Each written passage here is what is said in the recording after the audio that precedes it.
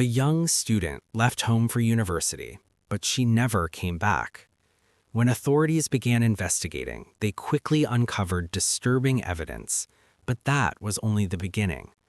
By the time this case was over, it had shaken not just Australia, but reached far beyond its borders, leaving a lasting impact that's still felt today. Sophie Collombat was born in 1993 in the quiet French village of Saint-Julien-Genevois, tucked away in the foothills of the Alps. She grew up there with her parents and two older brothers, surrounded by mountains, music, and a deep sense of community. From a young age, Sophie was drawn to art and performance. She played in her local music ensemble and dreamed of one day seeing the world. After finishing school, she set out to make that dream a reality, first moving to Denmark to study international business, then to Germany for an internship. In 2013, her ambitions took her even further. She was accepted into a master's program at Griffith University in Brisbane, Australia. She and her boyfriend moved together and rented a small apartment near campus. But a year later, his visa expired. He had to return to France, while Sophie, determined to finish her degree, chose to stay behind. Money was tight.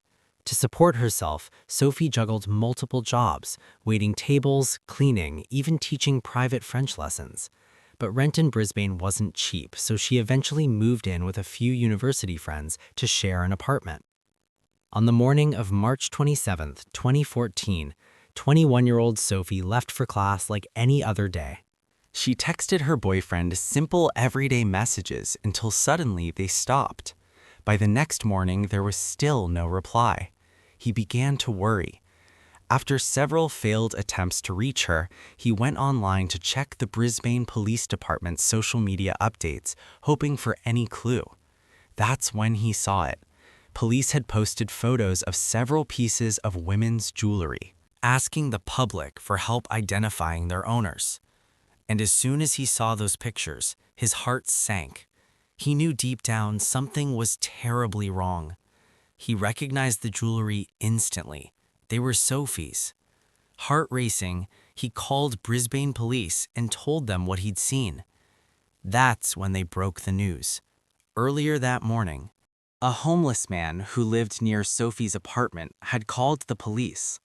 While walking through a nearby park, he noticed someone lying on a bench wrapped in old newspapers like they were trying to keep warm. At first, he thought nothing of it. In that park, people sleeping rough wasn't unusual, but something felt off. As he got closer, he realized the person wasn't moving. It was a young woman. He called out, shook her shoulder. Nothing. Then, as the paper slipped away, he saw it. Blood matted in her hair.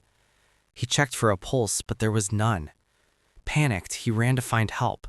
When officers arrived, they confirmed the worst. The woman was dead. Her body was sent to the medical examiner, and what they found was horrifying. Sophie had suffered a severe head injury, the kind caused by a heavy, blunt object, along with multiple abrasions. The autopsy also confirmed she had been sexually assaulted. Investigators believed she'd been attacked just a few yards from where she was found, then dragged to the bench and covered with newspapers, as if her killer hoped no one would notice her. And tragically, it worked. That park was a known hangout for the homeless. Seeing someone asleep on a bench wasn't unusual, and for hours, no one questioned it. Medical experts estimated the attack happened the night before. Sophie hadn't died right away. She'd survived for several hours, alone, injured, and slowly fading while life went on around her. If anyone had called for help, she might have been saved, but no one did. When police finally sent a photo of the victim to Sophie's boyfriend, his worst fears were confirmed. It was her.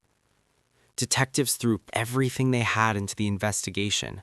Their first mission? Recover her missing clothes and belongings. Since when Sophie was found, she was wearing only her jewelry.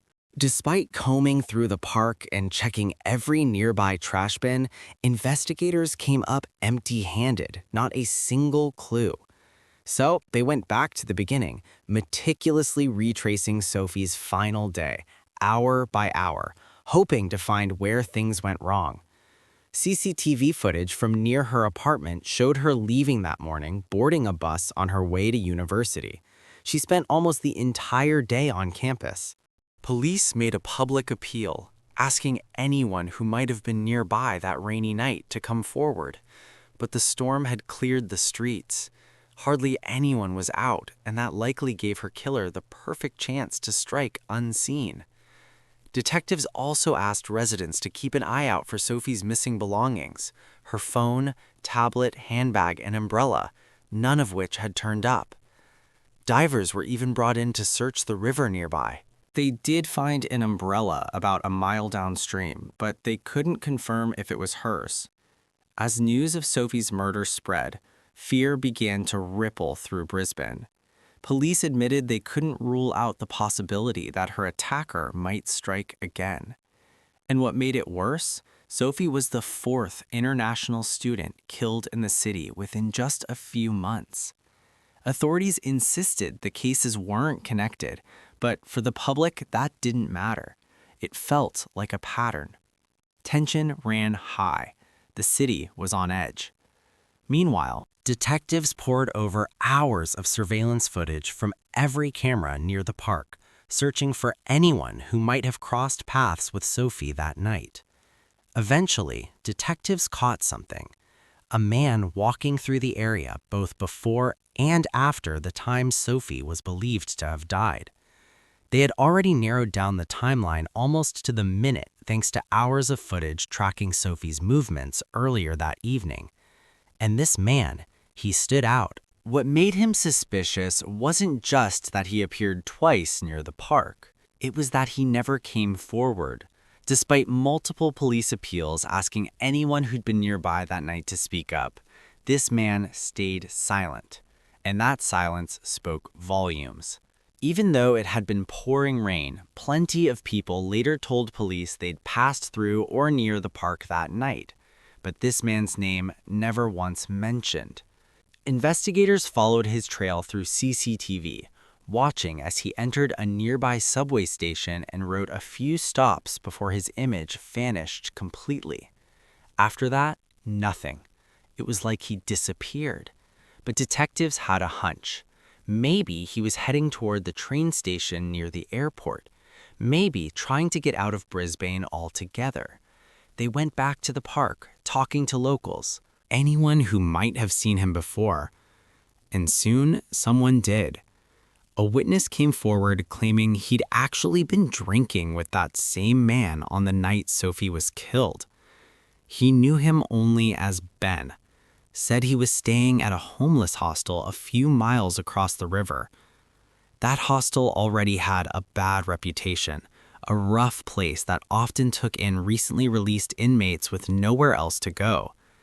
When officers showed staff a photo from the surveillance footage, the reaction was immediate. They recognized him right away. His name was Benjamin Milward, 25 years old, and there was something else, something that made detectives' stomachs drop. Ben hadn't been seen since the night of Sophie's murder. He'd vanished, leaving behind most of his belongings as if he'd packed up and run in a hurry. At that point, police had more than just suspicion.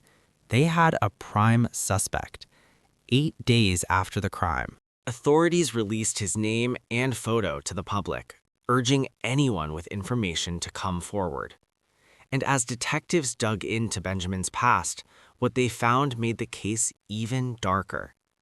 He had a long, violent criminal history, and Sophie wasn't the first woman to cross his path at the wrong time. In 2012, Benjamin Milward walked out of prison after serving time for assault. But freedom didn't last long. Within months, he was back behind bars for breaching parole. It wasn't until 2013 that he finally regained full release. His record didn't stop there. Theft, minor offenses, and a trail of instability that painted a picture of a man spiraling further each year. As detectives questioned other residents at the hostel, a clearer image began to form. One man recalled Benjamin being extremely drunk and high just hours before Sophie's death. He even remembered Ben admitting that he hadn't touched drugs in a long time, because the last time he did, things ended badly. Another resident said he'd seen Ben in the park around 5 p.m., openly taking drugs.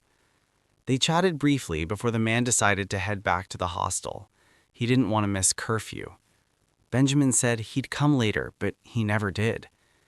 Hours after Sophie's murder, that same resident spotted him again, standing outside the hostel around 11 p.m. He looked shaken, anxious, completely on edge. Something was clearly wrong. As police searched for any sign of him, Benjamin's family and friends began to reach out. None of them could believe what they were hearing. His family insisted he wasn't capable of killing anyone. They says they hadn't heard from him since the night Sophie died, and even went on television pleading for him to come forward and prove his innocence. But Benjamin stayed silent. Days turned into weeks, and detectives grew more convinced he'd already fled the city. His photo and information were sent across state lines, plastered on news sites and police bulletins nationwide. Then finally a lead. Staff at a small hotel in Balluna, a quiet coastal town hours away, reported that a man matching Benjamin's description had checked in. He'd stayed for a few days, then left suddenly without warning. Authorities immediately alerted surrounding towns, warning that he could be on the move. And they were right.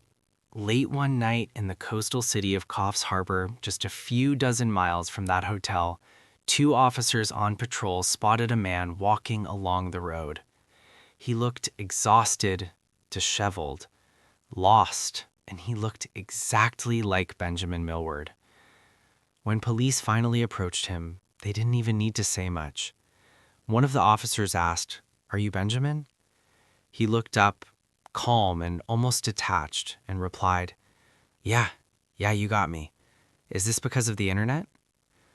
There was no resistance, no attempt to run, just quiet resignation. He was arrested on the spot and extradited back to Brisbane, where investigators wasted no time. They took his DNA, and the results were undeniable. It matched the skin cells found under Sophie's fingernails. The evidence was absolute. Once Benjamin was in custody, his lawyer faced the media, saying his client was overwhelmed by the weight of the case, but holding up. In court, Benjamin didn't deny anything. He didn't try to twist the story or blame someone else. Instead, he admitted it outright. He had murdered Sophie. Then, turning to her family, he asked for forgiveness. But what came next left everyone in the courtroom stunned. Benjamin claimed that after the attack, he told Sophie he'd get help, but he never did. He left her there alone on that park bench, bleeding in the freezing rain, and he walked away. He admitted to tossing her belongings into the river before fleeing the city. Asked for why he did it, Benjamin said he wasn't in control of himself. He blamed the drugs, insisting he could barely remember what happened, only flashes of violence and panic. But experts weren't buying it. They testified that the substances he'd taken don't typically cause someone to act with that level of focus and intent, or to plan an escape. And even if he had been intoxicated, it didn't excuse the deliberate cruelty of what he'd done. Investigators also pointed out something chilling. Benjamin was coherent enough afterward to buy train tickets, plan his route, and avoid detection. That wasn't the behavior of someone who didn't know what they were doing. In the end, the court handed down its sentence, life in prison, with the possibility of parole after 20 years. He also received an additional 15 years sentence for the sexual assault, though both would run concurrently. That meant that if granted parole, Benjamin Milward could still walk free before the age of 50. After the trial, Benjamin's mother spoke publicly for the first time. She praised her son for confessing and placed the blame squarely on drugs, insisting that he never would have done something like this if he'd been sober. The case itself moved quickly through the courts, but its impact on Brisbane lasted far longer. In the wake of Sophie's death, outrage swept through the city. Residents demanded better safety measures in the park where she was found. calling out both local authorities and the hostel that had been housing recently released offenders, including violent criminals. Women across Brisbane began sharing their own stories of harassment in that same park, many saying they'd never once seen a single police patrol in the area. Candlelight memorials appeared across the city. Over 2,000 people joined a march, retracing the path Sophie should have taken home that night, walking in silence, holding candles, and remembering the life that had been stolen from her. Her funeral took place back in her hometown in France, where she had grown up surrounded by the Alps and the people who loved her most. Nearly 1,200 mourners attended, an astonishing number for a village of only 1,500. It was the largest funeral the town had seen in decades, not since the passing of a beloved mayor. So many came to say goodbye that 8 full condolence books were filled with heartfelt messages, stories, prayers, and words of love for a young woman whose warmth and ambition had touched everyone around her. Sophie Collombat's story became more than a tragedy. It was a call for change and a reminder that no one should ever have to walk home in fear. If you found this case powerful or eye-opening, don't forget to like the video and subscribe for more true crime stories every night. Until next time, stay sharp and stay vigilant.